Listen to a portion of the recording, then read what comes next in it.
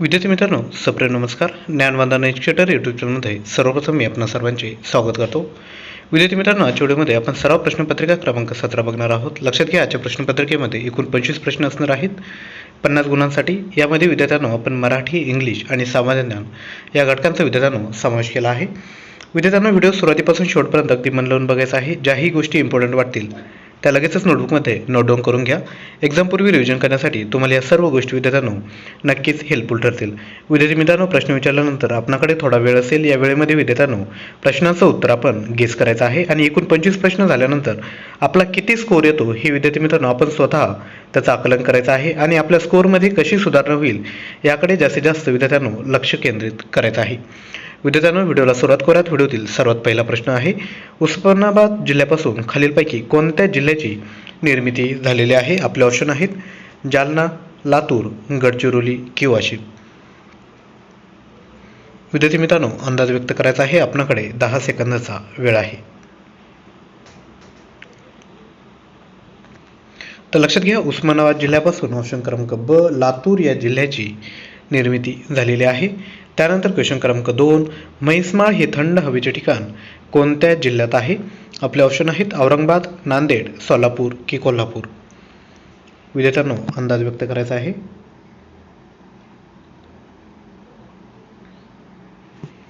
तर लक्षात घ्या, म्हैसमाळ हे थंड हवेचे ठिकाण ऑप्शन क्रमांक अ औरंगाबाद या जिल्ह्यामध्ये आहे.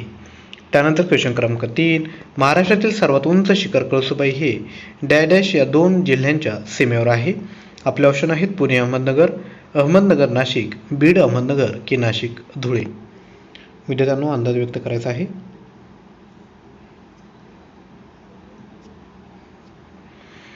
तर लक्षात घ्या, महाराष्ट्रातील सर्वात उंच शिखर कळसुबाई हे अहमदनगर नाशिक या 2 जिल्ह्यांच्या सीमेवर आहे. त्यानंतर पुढील प्रश्न क्वेश्चन क्रमांक 4, प्रादेशिक गहू गेरवा संशोधन केंद्र कोठे आहे? आपले ऑप्शन आहेत पाडेगाव, कर्जत, राधानगरी की महाबळेश्वर. विद्यार्थ्यांनो, अंदाज व्यक्त करायचा आहे.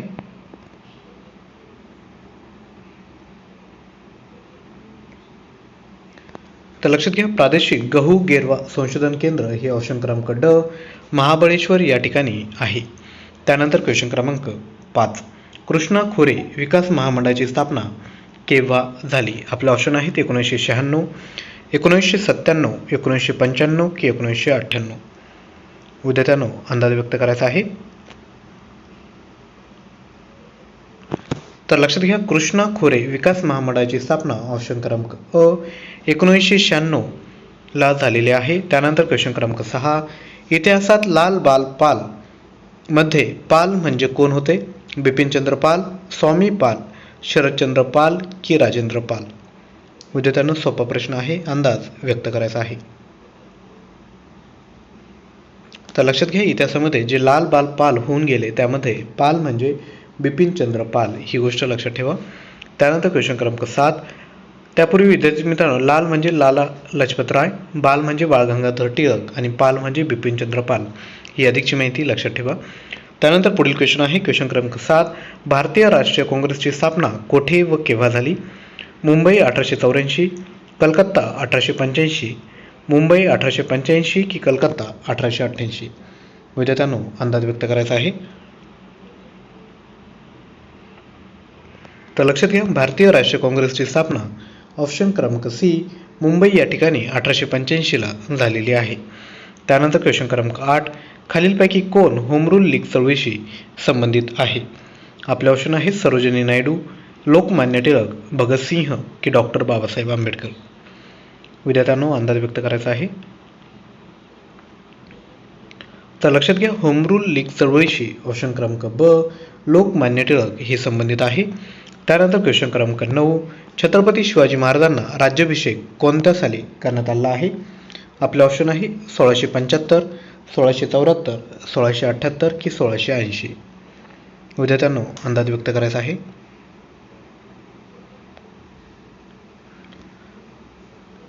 तर लक्षात घ्या, छत्रपती शिवाजी महाराजांचा राज्याभिषेक ऑप्शन क्रमांक ब 1674 या साली करण्यात आलेला आहे. त्यानंतर क्वेश्चन क्रमांक 10, मणिभवन ही कोणत्या महान व्यक्तींशी संबंधित आहे? आपले ऑप्शन आहेत आचार्य विनोबा भावे, महात्मा गांधी, मदर टेरेसा की राजाराम मोहन राय.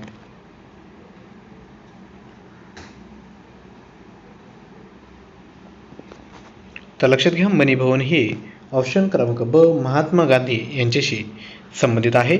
त्यानंतर क्वेश्चन क्रमांक 11, संसद सदस्य अथवा राज्य विधिमंडळ सदस्य राष्ट्रपती म्हणून निवडून येऊ शकतात, परंतु आपले ऑप्शन आहेत निवडणूक लढवण्यापूर्वी त्यांस आपला राजीनामा द्यावा लागतो, त्याची निवड झाल्यास त्यांस तात्काळ आपले पद सोडावे लागते, त्यास निवडीनंतर आपले पद 6 महिन्याच्या आत सोडावे लागते, की संसद सदस्य निवडणूक लढवू शकतो परंतु राज्य विधिमंडळ सदस्य निवडणूक लढवू शकत नाही.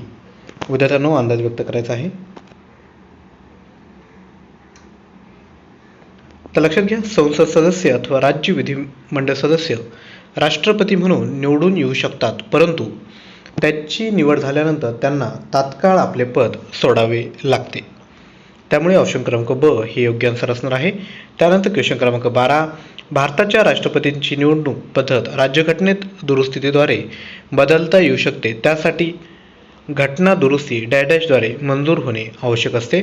आपले ऑप्शन आहेत लोकसभेचे 2/3 बहुमत, लोकसभेचे तसेच राज्यसभेचे 2/3 बहुमत, लोकसभा आणि राज्यसभा दोहोंच्याही 2/3 बहुमताने आणि किमान निम्म्या घटक राज्यांची मान्यता, लोकसभा आणि राज्यसभा दोहोंच्याही साध्या बहुमताने आणि किमान निम्म्या घटक राज्यांची मान्यता. विद्यार्थ्यांनो डिफिकल्ट क्वेश्चन आहे, अटेम्प्ट करायचा आहे. तर लक्षात घ्या, भारताच्या राष्ट्रपतीची निवडणूक पद्धत राज्यघटने दुरुस्तीद्वारे बदलता येऊ शकते, त्यासाठी घटना दुरुस्ती ऑप्शन क्रमांक सी लोकसभा आणि राज्यसभा या दोघांचीही 2/3 बहुमताने आणि किमान निम्म्या घटक राज्यांची मान्यता आवश्यक आहे. त्यानंतर क्वेश्चन क्रमांक 13, खालीलपैकी कुठल्या भारतीय राष्ट्रपतींनी पॉकेट वेटोचा वापर केलेला आहे? आपले ऑप्शन आहेत आर व्यंकटरमण, ग्यानी झैल सिंग, APJ अब्दुल कलाम की फखरुद्दीन अली अहमद. विद्यार्थ्यांनो अंदाज व्यक्त करायचा आहे. तर लक्षात घ्या, भारतीय राष्ट्रपती ऑप्शन क्रमांक ब ग्यानी झैल सिंग यांनी पॉकेट वेटोचा वापर केलेला आहे. त्यानंतर क्वेश्चन क्रमांक 14, खालीलपैकी कोणत्या मान्यवरांस पदग्रहण करण्यापूर्वी भारतीय राज्यघटनेचे रक्षण करण्याची शपथ घ्यावी लागते? आपले ऑप्शन आहेत उपराष्ट्रपती आणि पंतप्रधान, त्यानंतर उपराष्ट्रपती, पंतप्रधान की लोकसभा सभापती. विद्यार्थ्यांनो अंदाज व्यक्त करायचा आहे. तर लक्षात घ्या, ऑप्शन क्रमांक अ राष्ट्रपती आणि पंतप्रधान यांना पदग्रहण करण्यापूर्वी भारतीय राज्यघटनेचे रक्षण करण्याची शपथ घ्यावी लागते. त्यानंतर क्वेश्चन क्रमांक 15 बघूयात. भारतातील राष्ट्रपती पदाच्या निवडणुकीकरिता उमेदवारांचे नामांकन डॅशकडून सूचित केले जाते. आपले ऑप्शन आहेत कमीत कमी भारताचे 5 नागरिक, कमीत कमी संसदेचे 5 सदस्य, कमीत कमी निर्वाचक मंडळाचे 50 सदस्य की कमीत कमी निर्वाचक मंडळाचे 10 सदस्य. विद्यार्थ्यांनो अंदाज व्यक्त करायचा आहे. तर लक्षात घ्या, भारतातील राष्ट्रपती पदाच्या निवडणुकीकरता उमेदवारांचे मानांकन ऑप्शन क्रमांक सी कमीत कमी निर्वाचक मंडळाचे 50 सदस्यांकडून सूचित केले जाते. त्यानंतर विद्यार्थ्यांनो पुढील क्वेश्चन आहे क्वेश्चन क्रमांक 16, आपण आल्याने त्याचा आनंद द्विगुणित झाला, अधोरेखित शब्दाचे विशेषण ओळखायचे आहे. लक्षात घ्या, द्विगुणित या शब्दाखाली विद्यार्थ्यांनो अंडरलाईन आहे. तर लक्षात घ्या, गुणविशेषण आहे, क्रमवाचक विशेषण आहे, आवृत्तीवाचक विशेषण आहे की अनिश्चित विशेषण आहे. विद्यार्थ्यांनो अंदाज व्यक्त करायचा आहे. तर लक्षात घ्या, आपल्या आनंदाने त्याचा आनंद द्विगुणित झाला. तर लक्षात घ्या, द्विगुणित या शब्दाची आवृत्तीवाचक हे विशेषण आहे. त्यानंतर क्वेश्चन क्रमांक 17, खालील व्यंजन गटातील महाप्राण व्यंजनाचा गट ओळखायचा आहे. आपल्यासमोर 4 ऑप्शन आहे. विद्यार्थ्यांनो अंदाज व्यक्त करा.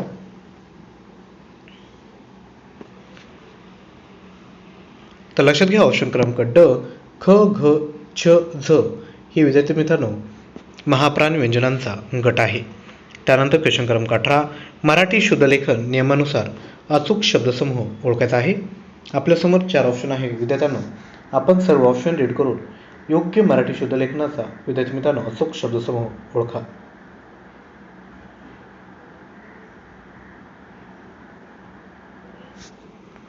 तर लक्षात घ्या, या प्रश्नाचं जे योग्य उत्तर आहे ते आहे ऑप्शन क्रमांक 1 अन्योक्ती, अतिथी आणि कुलगुरू. त्यानंतर क्वेश्चन क्रमांक 19, बाजारात भोपळा मिळाला तर मी घेऊन येईन या वाक्याचा विद्यार्थ्यांनो प्रकार ओळखा. उद्देशबोधक मिश्र वाक्य, कारणबोधक मिश्रवाक्य, स्वरूपबोधक मिश्रवाक्य की संकेतबोधक मिश्रवाक्य? विद्यार्थी मित्रांनो, अंदाज व्यक्त करायचा आहे. तर लक्षात घ्या, बाजारात भोपळा मिळाला तर मी घेऊन येईन, ही विद्यार्थी मित्रांनो ऑप्शन क्रमांक ड संकेतबोधक मिश्रवाक्य आहे. त्यानंतर क्वेश्चन क्रमांक 20, खालील वाक्यातील अधोरेखित शब्दासाठी क्रियाविशेषणाचा प्रकार ओळखायचा आहे. तो साहेबांना पाहून झटकन उठला. विद्यार्थी मित्रांनो, झटकन या शब्दाखाली विद्यार्थी मित्रांनो अंडरलाईन आहे. आपले ऑप्शन आहे कालवाचक क्रियाविशेषण, स्थलवाचक क्रियाविशेषण, रीतिवाचक क्रियाविशेषण की प्रश्नार्थक क्रियाविशेषण? विद्यार्थी मित्रांनो, अंदाज व्यक्त करायचा आहे. तर लक्षात घ्या, झटकन ही विद्यार्थी मित्रांनो ऑप्शन क्रमांक सी रीतिवाचक क्रियाविशेषण आहे. त्यानंतर विद्यार्थी मित्रांनो पुढील प्रश्न बघूयात. इंग्लिश ग्रामरचे क्वेश्चन आता बघणार आहोत. The car is running dash 70 kilometre an hour. आपले ऑप्शन आहेत ऑन, इन, टू की ॲट. विद्यार्थी मित्रांनो योग्य प्रिपोजिशन ओळखायचं आहे.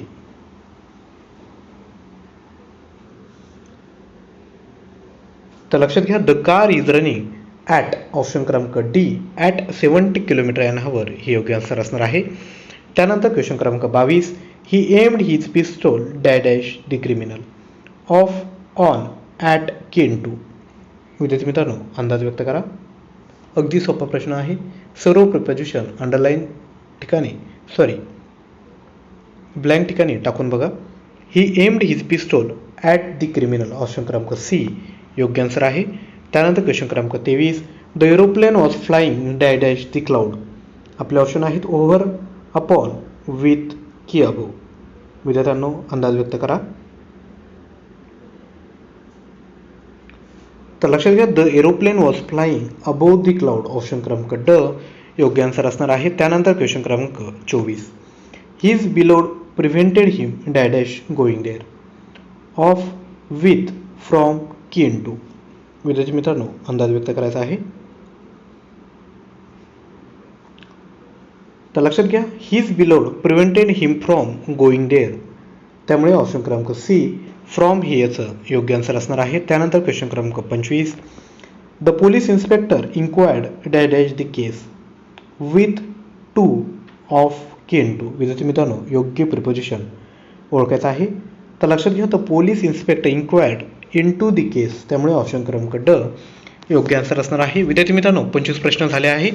यापैकी आपले किती बरोबर आले याला इंटू 2 करा आणि लक्षात घ्या, जोही स्कोर असेल त्याचं विद्यार्थी मित्रांनो चिंतन करणं गरजेचं आहे. आपला स्कोर का कमी येत आहे, सुधारणा करणं गरजेचं आहे. लक्षात घ्या, आणि जेही प्रश्न तुमचे चुकलेले असतील ते विद्यार्थी मित्रांनो कुठेतरी नोटबुकमध्ये नोट डाऊन करून घ्या, कारण की एक्झाममध्ये जर सेम क्वेश्चन आला तर आपली चुकी व्हायला नको. विद्यार्थी मित्रांनो तुमच्यासाठी प्रश्न आहे, खालीलपैकी कोण होम रूल लीग चळवळीशी संबंधित आहे? सरोजिनी नायडू, लोकमान्य टिळक, भगतसिंह की डॉक्टर बाबासाहेब आंबेडकर? विद्यार्थी मित्रांनो या प्रश्नांचं उत्तर आपण खाली नक्की कमेंट करा. तसंच विद्यार्थी मित्रांनो जर तुम्हाला आमचे प्रयत्न आवडत असेल तर नक्की विद्यार्थी मित्रांनो व्हिडिओला लाईक करून तुम्ही आम्हाला सपोर्ट करू शकतात. तसंच विद्यार्थी मित्रांनो चॅनलवर नवीन असाल तर चॅनलला नक्की सबस्क्राईब करून घ्या. असंच नवीन कंटेंट आम्ही आपल्यापर्यंत मोफत आणत असतो. विद्यार्थी मित्रांनो जर तुम्हाला डेली करंट अफेअर्सचा जर सराव करायचा असेल तर तुम्ही करंट अफेअर्स मराठी हे जे टेलिग्राम चॅनल आहे त्याला तुम्ही जॉईन करू शकतात, ज्यावर आपण डेली 5 क्वेश्चन अपडेट करत असतो. लक्षात घ्या, आतापर्यंत 560+ प्रश्न विद्यार्थी मित्रांनो आपण ऑलरेडी त्या चॅनलवर अपलोड केले आहेत. विद्यार्थी मित्रांनो लक्षात घ्या, स्पर्धा परीक्षांचा अभ्यास करताना स्वतःवर विश्वास ठेवा, प्रामाणिकपणे प्रयत्न करत राहा, सातत्य ठेवा अभ्यासामध्ये. लक्षात घ्या, तुम्हाला यश नक्कीच भेटेल. विद्यार्थी मित्रांनो एखाद्या टॉपिकवर जर तुम्हाला व्हिडिओ हवा असेल तर नक्की खाली कमेंट करा. त्या टॉपिकवर व्हिडिओ बनवण्याचा मी नक्कीच विद्यार्थ्यांनो प्रयत्न करेल. विद्यार्थी मित्रांनो आजचा व्हिडिओ तुम्ही सुरुवातीपासून शेवटपर्यंत अगदी मन लावून बघितला याकरिता मी आपला ऋणी आहे. नवीन व्हिडिओमध्ये लवकरच भेटूयात. तोपर्यंत थँक्यू.